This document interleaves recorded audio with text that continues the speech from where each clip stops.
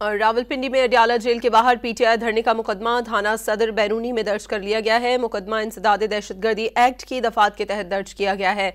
Aleema Khan, doctor उस्मा, नौरीन खान, सलमान अकरम राजा समेत 35 नामजद समेत 400 मुल्ज़िमान के खिलाफ मुकदमा दर्ज कर लिया गया है। इस बारे में मज़ीद डिटेल्स हासिल करेंगे डॉन न्यूज़ के नुमाइंदे ताहिर नसीर से। ताहिर, मुकदमा किन दफात के तहत दर्ज किया गया है?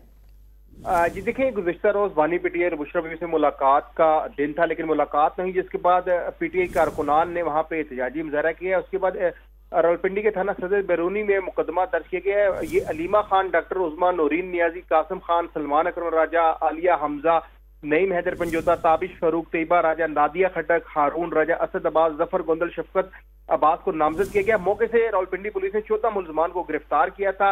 इल्जाम आयद किए गए पुलिस पर पेट्रोल बम्बों से हमला, तशद्दुद, दफा 144 की खिलाफ वर्जी की गई है, जबकि मुकदमे में रियासत पर हमले की मुजरमाना साजिश की मनसूबाबंदी की दफा 120B भी शामिल की गई है।